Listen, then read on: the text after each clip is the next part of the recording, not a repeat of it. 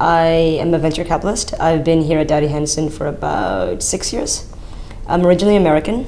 I moved to London specifically to work for Doughty Hanson. So I did something different before. I was an investment banker for technology companies. Realized that I liked the companies much more than I liked being a banker. So I decided I should really kind of stop doing what I was doing and shift focus. So I wanted to get into venture capital, and I was looking mostly at San Francisco or New York, actually. I'm originally from the New York area. I was living in Boston at the time.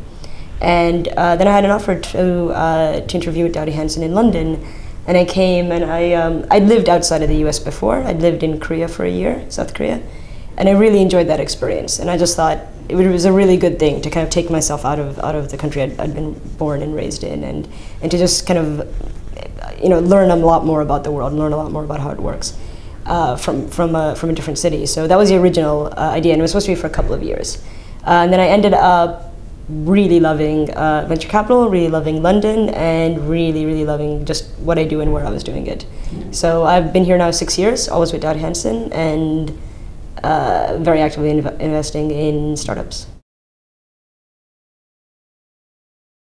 I think I have pretty much the best job in the world. One of the best, but it has to be one of the best jobs in the world. So I get to meet on a daily basis entrepreneurs who are building world-changing companies, who at least would like to build world-changing companies.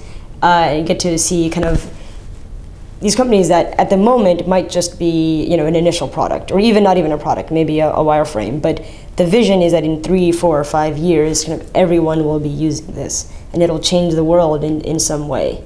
And I think that is just a really great thing to be involved with on a day-to-day basis. So I love that part of it, and being able to work with those entrepreneurs and support them is just awesome.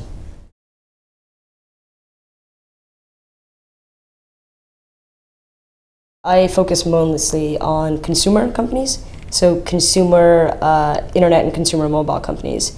And so I think for those companies, the number one focus has to be product.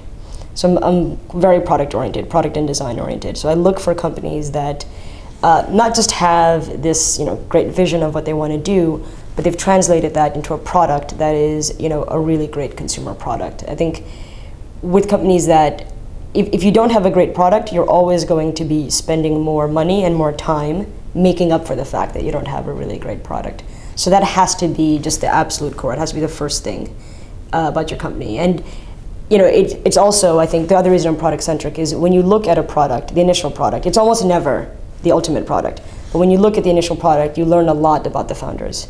So what the product does, the way it's constructed, the way it's designed, tells you a lot about how the founders think, how they think about users, how they think about design and flow, and how they think about the web and the way the web works, and what they ultimately want to do. So you can get a lot more from spending any amount of time actually looking at the product and thinking about that than looking at PowerPoint or business plan or any of that stuff. That's, I think, the main reason why I like product so much, is because it tells me a lot about the founders who are ultimately what I'm investing in. You're investing in, usually when we invest, it's like 2 people. Maybe they've started hiring people, so it might be 2 to 6 people, but that's it. So you're really investing in the ability of these people to execute on their vision. And I think being able to see what they've executed on so far is a good sign of whether or not they'll be able to do it.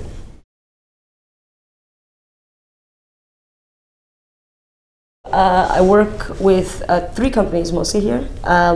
One is SoundCloud, which is an audio platform for the web. It's an awesome product. If you haven't tried it, you should go.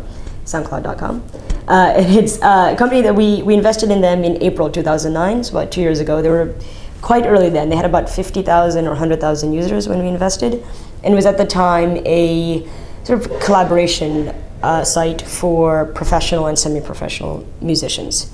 But the vision was something much bigger, and over the past couple of years, 2.5 years, they've really executed amazingly well on building out that bigger vision.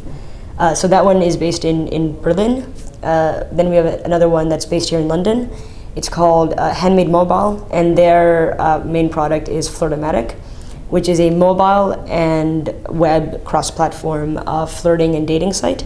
So you go to the App Store, download Flirtomatic for your iPhone, and you can instantly sign up and start meeting people in your area. So it's location-centric. You can start meeting people in your area, meeting people in a different area, chatting with them. You can send virtual goods. You can expand your profile. It's a really interesting company, and I think one of the most interesting things about it is they actually monetize almost entirely through the users. So there's some advertising revenue, but actually it's more like the way games work. So almost all of the revenue comes from the users themselves, either sending each other digital flowers or deleting low ratings from their profile, etc. And I think the mechanics of actually gaming and dating are actually very similar when you think about it from that perspective. And then third company that I work with is called MegaZebra, and they're based in Munich. They're a social gaming company. They build social games for the Facebook platform. So it's four really awesome founders. They're based in Munich. They love games. They love to build really high quality games. And when we invested, there were about, I think, 8 people in the company. And they had built a bunch of games. They had like about, I think, 20 total casual games. But there was one game in particular that had about 4 or 5 million monthly active users. And actually, in the time when we were talking to them, it went from 1 million to 4 million while we were talking to them. So you could just see the growth of their game really take off. And we were quite impressed with their ability to build such a popular game with almost no resources. They'd only raised, I think, $500,000 before we invested. So so now they've really increased the size of their team, really increased their game development pipeline, and it's kind of all systems go on getting much more games out there.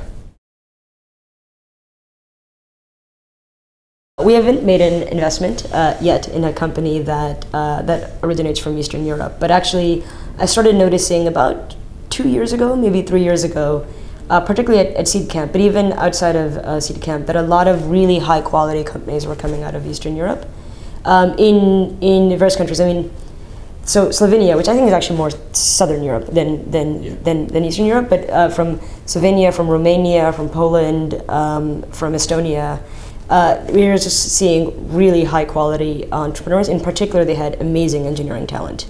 I think a few years ago, they probably had more engineering talent and less design and product talent.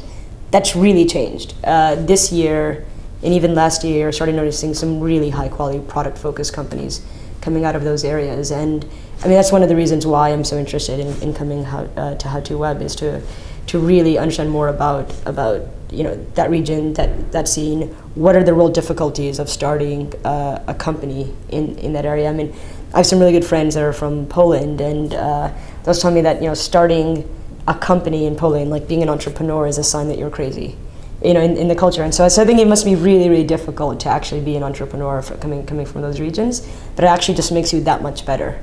And the other thing that I really like about a lot of the companies I see from there is that, for the most part, the home markets are actually quite small.